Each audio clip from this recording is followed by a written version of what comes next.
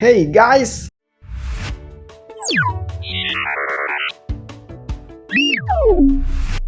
Ramadan bukan hanya bulan suci bagi seluruh umat Islam. Di bulan suci dan penuh berkah ini, umat Islam diwajibkan untuk menahan diri dari lapar dan haus, serta menghindari amarah. Namun, di bulan suci ini pula pernah terjadi peperangan besar yang sangat dahsyat dan sangat berarti bagi seluruh umat Islam di dunia. Penasaran dengan kisahnya? Nah, untuk saling berbagi informasi kali ini, Telo Menetas merangkum beberapa peperangan besar yang sangat dahsyat yang pernah terjadi di bulan suci Ramadan.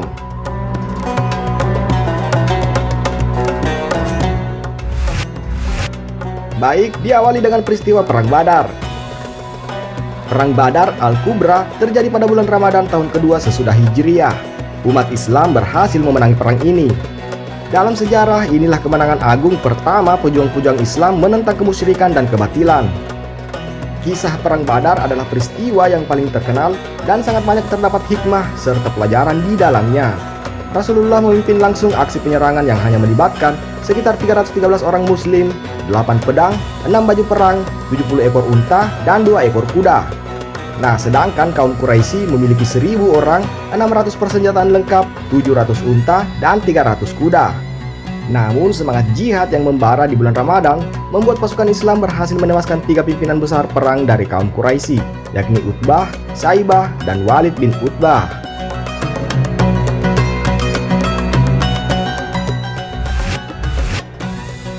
Yang berikutnya kisah Perang Khandak. Perang Khandak dikenal juga sebagai pertempuran Al-Ahzab atau pertempuran konfederasi. Perang yang terjadi pada tahun 5 Hijriah merupakan perang yang dilakukan dengan taktik membuat parit untuk melindungi Madinah. Perang ini melibatkan 3.000 pasukan muslim melawan 10.000 pasukan musuh yang terdiri atas Bani Quraisy, Bani Nadir, Bani Sulaim, dan Bani Murrah. Nah, berdasarkan teknik perang yang diajarkan oleh Salman dari Persia, Rasulullah memerintahkan untuk menggali parit untuk mengecoh musuh hanya dalam waktu 6 hari sebelum musuh tiba. Berkat taktik parit besar yang digali tersebut, pihak musuh menjadi kesulitan untuk menyerang kaum muslim. Selama 2 minggu, mereka hanya berbalas umpatan tanpa bisa menyeberang. Setelah 25 hari, akhirnya pihak musuh menyerah dan diadili.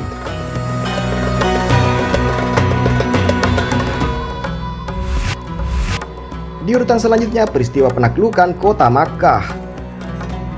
Peristiwa penaklukan kota Makkah disebut juga dengan Fatu Makkah. Peristiwa ini terjadi pada bulan Ramadan tahun ke-8 sesudah Hijriyah.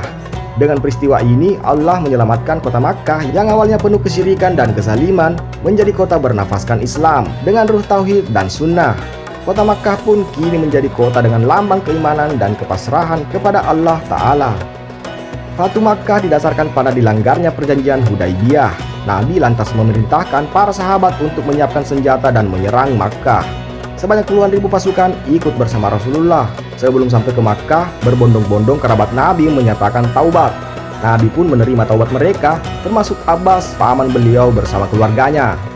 Ada pula sepupu Nabi Ibnul Harits dan Abdullah bin Umayyah yang dulu permusuhannya sangat keras terhadap Nabi. Rasulullah membagi 2 pasukannya untuk memasuki kota Makkah. Khalid bin Walid ditempatkan di sayap kanan untuk memasuki Makkah dari dataran rendah. Sementara Zubair bin Awam memimpin pasukan sayap kiri dan membawa bendera Nabi Muhammad SAW melalui dataran tinggi. Lalu Nabi Muhammad mengitari Ka'bah dan bertakbir di setiap sudutnya. Dia menyatakan sejak saat itu Makkah menjadi kota suci dan kaum Quraisy dimuliakan oleh Allah Ta'ala.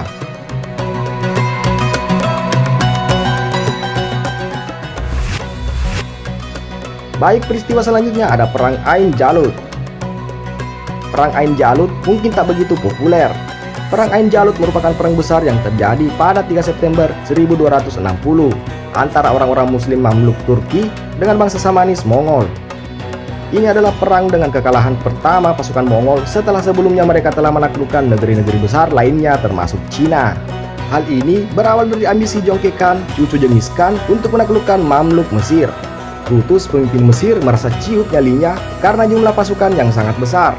Namun dia menyusun strategi dengan menyembunyikan pasukan di bukit-bukit serta memancing pasukan Mongol dengan pasukan kecil.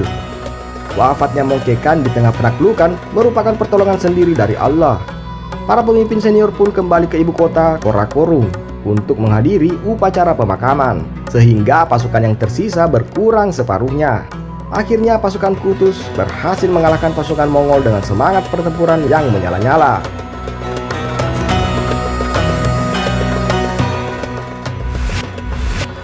Nah, di urutan terakhir, peristiwa Perang Tabuk. Perang Tabuk sebenarnya dimulai pada bulan Rajab ke-9 Hijriah. Namun pada 26 Ramadan, Rasulullah baru kembali dari peperangan tersebut setelah memperoleh kemenangannya. Sejarah Perang Tabuk pun menjadi sejarah peperangan terakhir yang diikuti oleh Rasulullah. Beliau juga memimpin langsung perang antara tentara Muslim dan pasukan Bizantium atau Romawi Timur tersebut. Berdasarkan sirah Nabi, ada banyak penyebab yang menyebabkan terjadinya Perang Tabuk. Salah satunya adalah munculnya ancaman dari Uqaidir bin Abdul Malik. Ia seorang Nasrani yang juga pemimpin dari daerah Dumah. Uqaidir mengancam akan memberontak dengan bantuan dari pasukan Romawi. Namun oleh Nabi, ancaman ini mampu dibendung dan dipadamkan. Sahabat Khalid bin Walid menjadi panglima dalam perang ini. Uqaidir akhirnya kalah dan ditawan.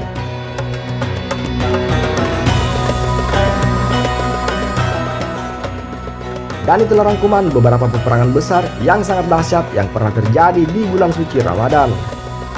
Terima kasih sudah menyaksikan dan jangan lupa like, komen, dan share video ini agar kita bisa berbagi informasi menarik dan video seru lainnya hanya di Teluk Menetas YouTube channel.